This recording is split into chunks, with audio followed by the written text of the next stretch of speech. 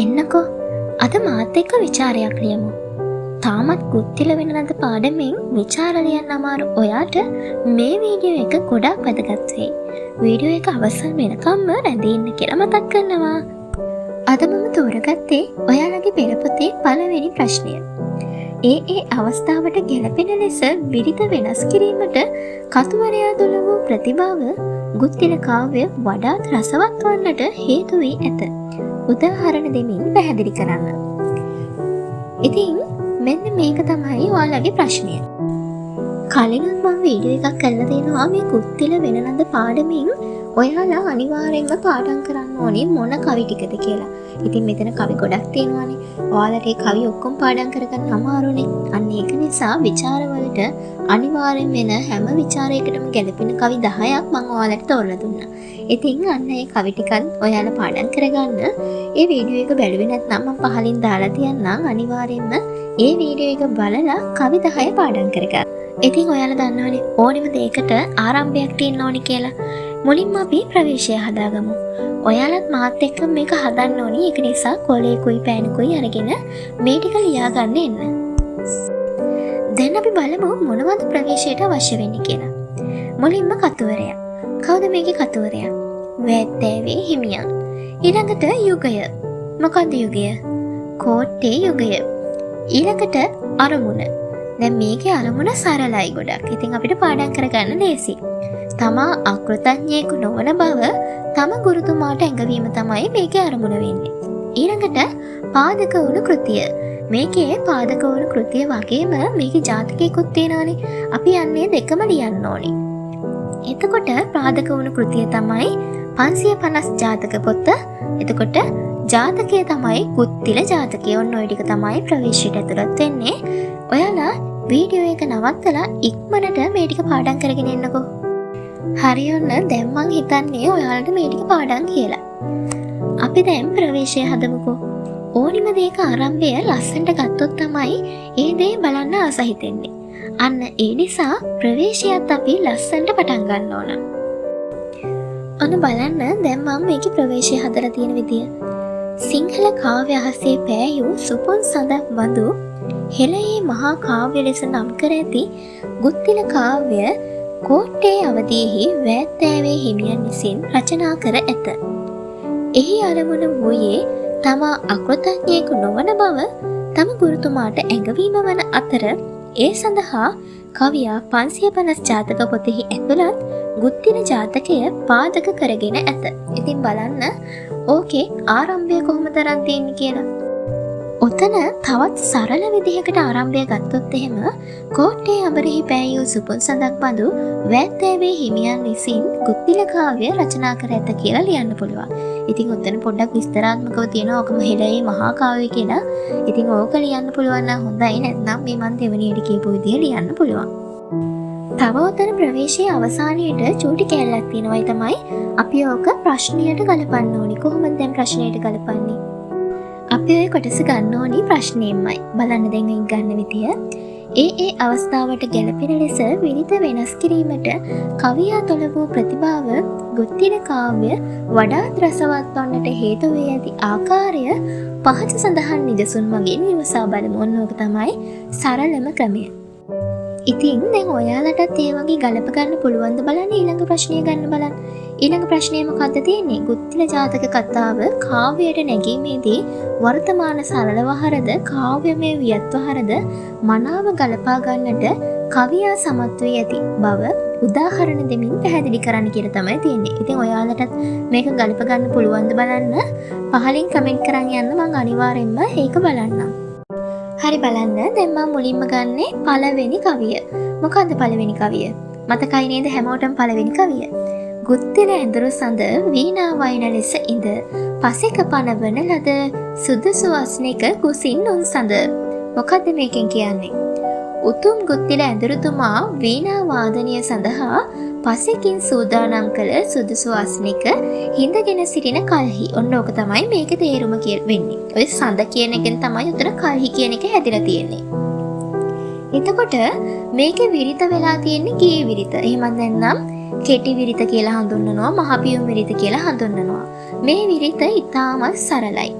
මේකේ එකේ ඉඳන් 13 වෙනකම්ම තියෙන කවිවල ඔක්කොගෙම තියෙන්නේ මෙන්න මේ ගීවිරිත. ඔයාලා දන්නේ නැත්නම් ඒක ලියා ගන්න.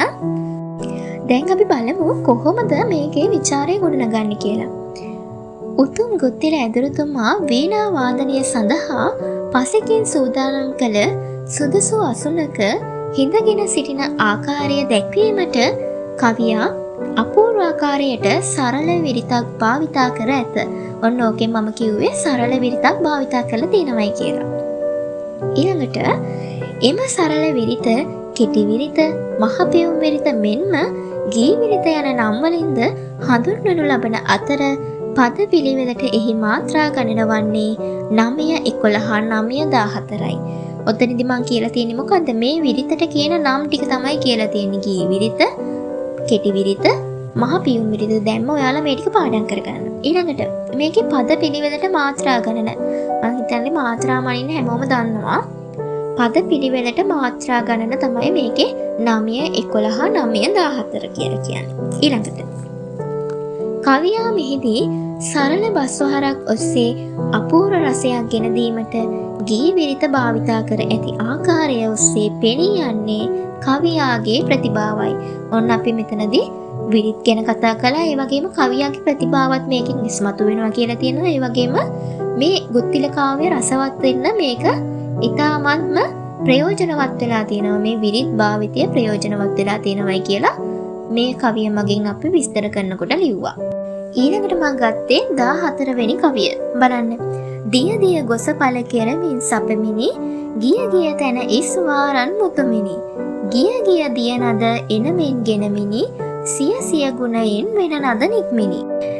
ඉතින් මේ කවිය ගත්තොත් එහෙම අතිශයෝක්ති වගේම අනුප්‍රාසයත් ඉස්මතු වෙන කවියක්. කාව්‍ය ප්‍රක්‍රම ඇහුවොත් එහෙම මෙන්න මේවා ලියන්න පුළුවන්.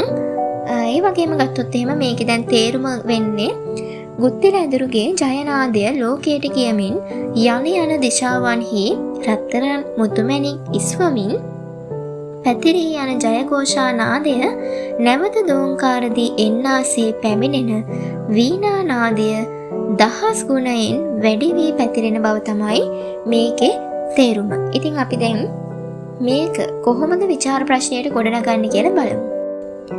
ගුත්තිල ඇදුරුගේ ජයනාදය ලෝකයට කියමින් යන යන දිශාවන්හි රත්තරන් මුතුමැණික් ඉස්වමින් පැතිරී යන ජයഘോഷා නාදය නැවත නැවත දෝංකාරදී එන්නාසේ පැමිණෙන වීණා නාදය දහස් ගුණයෙන් පැතිරෙන ආකාරය කවියා මෙම කවිය මගින් අපූර්ව ආකාරයට ඉස්මතු කර ඇත. දැන් මෙතනදී කවිය ලියන තේරුම ලියන එක නෙමෙයි වෙන්නේ, මේ දේවල් මගින් කවියේ රසවත්භාවය ඉස්මතු වෙලා තියෙන ආකාරය තමයි මෙතනදී කියන්නේ. දැන් අපි හැම එකටම මේවා ලියන්නේ නැහැ. ඊළඟට මෙහිදී කවියා මෙම අපූර්ව සිද්ධිදාමිය ඉස්මතු කිරීමට පෙද විරිත හේවත් සොළොස්මන් විරිත භාවිතා කර ඇත. ඔන්න දැන් මේකෙන් කියන්නේ මෙන්න මේ ටික ලියන්නේ අපි මෙන්න මේ දේවල් ඉස්මතු වෙලා තියෙන්නේ මෙන්න මේ විරිත හින්දායි කියන එක ඉස්මතු කරන්න. දැන් බලන්න මෙන්න මේ සිද්ධිදාමයේ ඉස්මතු කරන්න පෙද විරිත හේවත් සොළොස්මන් විරිත භාවිතා කරලා තියෙනවයි කියලා තමයි කියන්නේ. ඊළඟට එහි සෑම පදයකම මාත්‍රා 16 බැගින් වන අතර කවියා එම අපූර්ව අවස්ථාව රසවත්ව මැවීමට විරිත වෙනස් කර ඇති ආකාරය අපූර්වය. දැන් ඔයාලට මම කිව්වා එකේ ඉඳන් 13 වෙනකන් කවිවල තියෙන්නේ ගී විරිත. දැන් මේ කවියේ තියෙන්නේ එතකොට මේ කවිය 14 වෙනි කවියනේ 14 වෙනි කවියේ තියෙන්නේ පෙද විරිත. මේ පෙද විරිතේ හැම කවියකම මාත්‍රා වෙන්නේ කීයද? හැම පදයකම මාත්‍රා වෙන්නේ 16යි. ඊළඟට බලන්න එමගින් කවියා සතු ප්‍රතිභාව මනාව ගම්‍ය වේ.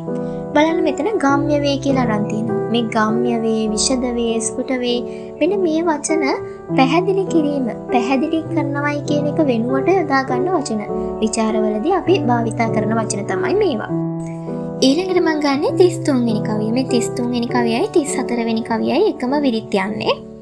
බලන්නේ කවිය රූ රසේ අඳිනා ලෙසේ අත් ලෙල දිදී විදුලිය පබා රන් රසේ එක් වන ලෙසේ වෙන නාදනූපා තබ තබා කම්පසේ දෙන සැරලිසේ දෙස බල බලා නිතගින් සොබා මම් කෙසේ පවසන් එසේ වර සුරලඳුන් දුන් රඟ සොබා මේ කවිය ඉතාමත්ම ලස්සන කවියක්. මේ සුරංගන වැනුමේන ඉතාමත්ම ලස්සන කවිය තමයි මේක. බලන්න දැන් අපි කොහොමද මේ කවියත් එක්ක විචාරය ගොඩනගන්නේ කියලා. රූප රාශියක් අඳිනාසේ අත්වලින් විදුලිය ලෙල දෙමින් රත්තරන් හා රසදිය එක්වනසේ වීණා නාද අනුව පා තබමින් අනංගයාගේ පස් හීය විදින්නාක් මෙන් net අගින් බල බලා දිව්‍යාංගනාවන් දුන්නා වූ රංගනයේ ස්වභාවය මම කෙසේ පවසන්ද යන ලෙස දක්වා ඇති මෙම කවිය සුරංගන වැනුමෙහි වන සුවිශේෂී වූ රසවත්ම කවියකි. ඔන්න දැන් ඒකෙන් මම කිව්වා මේ කවිය ඉතාමත් රසවත්ම කවියක් කියලා.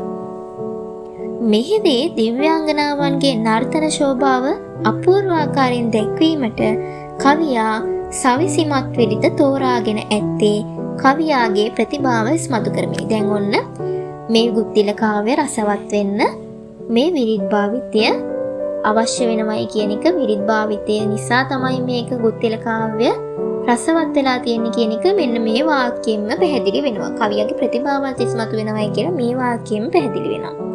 හරි බලන්න මෙතනදී සවිසිමත් විරිත. මොකද්ද මේ සවිසිමත් විරිත? මේකට අපි කියනවා පස්මන් විරිත කියලා. ඒ වගේම නුපුන් සඳ විරිත කියලා. ඒ වගේම මේ කවියේ හැම පදයකම අවසානයේ මාත්‍රා ගණන වෙන්නේ 26යි. ඒකයි සවිසිමත් කියලා කියන්නේ. හරි. දැන් ඔන්න අපි විරිත ගැනත් කිව්වා. මෙම විරිත පස්මන් විරිත, නුපුන් සඳ විරිත යන නම් වලින්ද හඳුන්වනු ලබන අතර එහි සෑම පදයකම මාත්‍රා ගණන වන්නේ 26කි. ඉතින් මම දැන් කියව ටික ගැන කලින් ඔයාලට විස්තර කළානේ. ඊළඟට ගත්තොත් එහෙම එමගෙන් මෙම කවිය වඩාත් රසවත් වී ඇත. ඔන්න දැන් මේ පිරිත් භාවිතය හන්දා නැවතත් කියනවා මේ කවිය වඩාත් රසවත් වෙලා තියෙනවායි කියලා. ඊළඟට දැන් තියෙන්නේ අපිට අවසානය හදන්න. මේ අවසානයේදීත් අපි අවසානය ප්‍රශ්නයට ගලපන්න ඕනේ. දැන් ප්‍රවේශය ගන්නකොටත් ප්‍රශ්නයට ගැලපුවා. අවසානය ගන්නකොටත් ප්‍රශ්නයට ගලපන්න ඕනේ. දැන් මේ තියෙන්නේ සරලම විදියට අපි අවසානයක් කොහොමද හදාගන්නේ කියන එක. ඉහත නිදසුන් මගින් ගම්‍ය වනුයේ ඒ අවස්ථාවට ගැලපෙන ලෙස විරිත් වෙනස් කිරීමට කවියා තුළ වූ ප්‍රතිභාව ගුත්තිල කාව්‍ය රසවත් වීමට හේතු වී ඇති ආකාරයයි. ඔන්න ඔය ටික ලිව්වහම ඇති අවසානයට. ඉතින් මේ තියෙන සරලම විදිය. ඔයාට තාමත් විචාරයක් ලියන්න බැරි නම් මෙන්න මේ විදිය අනුගමනය කළොත් අනිවාර්යයෙන්ම ඔයාට විචාරයේ ලකුණු ගන්න පුළුවන්. ඉතින් මම හිතනවා විචාරයක් ලියාගන්න බැරුව ආපු ළමයෙක් නම් ඔයා අනිවාර්යයෙන්ම දැන් ඔයාට විචාරයක් ලියන්න පුළුවන් ඇති කියලා. ඉතින් ළමයි මම විචාර වීඩියෝස් කරන හැමදාම කියන දෙයක් තමයි විචාර ලියනවා නම් අංක 1ත් පුහුණුව 2ත් පුහුණුව 3ත් පුහුණුව. ඉතින් ඔයා අනිවාර්යෙන්ම පුහුණු වෙන්න ඕනේ. දැන් මේ විචාරය ලියලා හරි දැම්මට විචාර පුළුවන් කියලා පැත්තකින් තිබ්බයි කියලා ඔයාට එක්සෑම් එකට ගියාම මේ විචාරය මතක් වෙන්නේ නැහැ. ඒක නිසා ඔයා අනිවාර්යෙන්ම මේ විචාරයම දෙතුන් පාරක්ම ලියලා හුරු වෙන්න. ඔයා මේක බලාගෙන ලියන්න එකපාරක්, ඊට පස්සේ මතකෙන් ලියන්න මෙන්න මේ වගේ ටයිම් තියලා ලියන්න පුළුවන්. මෙන්න මේ වගේ විචාරය නැවත නැවත හුරු වෙනකොට තමයි ඔයාට එක්සෑම් එකට ගියාම එක දිගට ලියාගෙන ඉන්න කරුණු මතක් වෙන්නේ. ඔයාට උදාහරණ ටික මතක් වෙනවා. හිත හිතින්න ඕනේ නැහැ මේකට එන්නේ මේකයි කියලා ඩක් ගාලා මතක් වෙනවා. ඔයාට පුහුණුව තියෙනවා නම්. පුහුණුව නැත්නම් මේ විචාර ලියන එක කරන්න බෑ. ඒක නිසා අනිවාර්යෙන්ම ඔයාලා පුහුණු වෙන්න. ඉතින් අදට වීඩියෝ එක අවසන් කරනවා. ස්ටඩි විත් ඉඳු එක ආදරයෙන් හැදී සිටපු ඔයාට ගොඩාක් ස්තුතියි.